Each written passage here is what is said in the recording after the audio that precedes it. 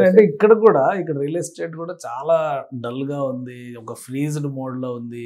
కూటమి గవర్నమెంట్ వచ్చిన తర్వాత కూడా ఎవరు పెద్దగా ఇన్వెస్ట్మెంట్ పెట్టట్లేదు. ఇటువంటి చర్చలు బాగా జరుగుతున్నాయి. సో అలాంటి టైంలో మరి మీరు సాహసం చేసినట్టుగానే అనుకోవచ్చు దీన్ని. నాకైతే బ్రహ్మాండంగా ఉంది. అవునా?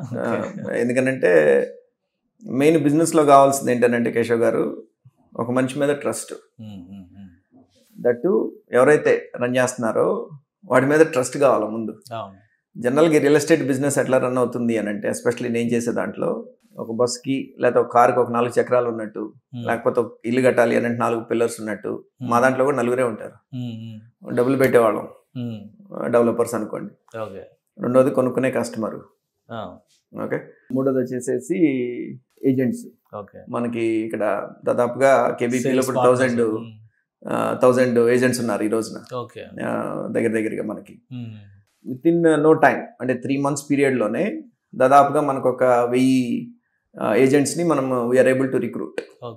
అంటే హైదరాబాద్ మార్కెట్ డిఫరెంట్గా వర్కౌట్ అవుతుంది, బెంగళూరు మార్కెట్ డిఫరెంట్గా వర్కౌట్ అవుతుంది, అండ్ ఇక్కడ మన local market Amaravati market or Guntur Krishna district market డిఫరెంట్గా వర్కౌట్ అవుతుంది. అక్కడ మీరు డిజిటల్ మార్కెటింగ్ చేసుకోవచ్చు. నాది ఐటీ బ్యాక్గ్రౌండ్. హైదరాబాద్లోను బెంగళూరులోను డిజిటల్ మార్కెటింగ్ వర్కౌట్ అవుతుంది. కస్టమర్ని మీరు డైరెక్ట్ పట్టుకోవచ్చు, డైరెక్ట్గా మీరు డిజిటల్ మార్కెటింగ్ చేసి తెచ్చుకోవచ్చు. బట్ ఇక్కడ కంప్లీట్ ఏజెంట్ మార్కెట్.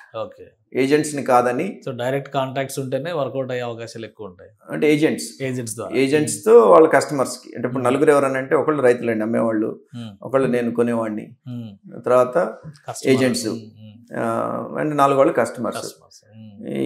ఇదే 4 చక్రాలు బిజినెస్కి. లేదా ఇల్లు కట్టడానికి 4 పిల్లర్స్ అన్నట్టు రియల్ ఎస్టేట్లో ఉండేది 4. ఎప్పుడైనా కానీ బిజినెస్ మొత్తం 4 చుట్టూనే తిరుగుతూ ఉంటుంది.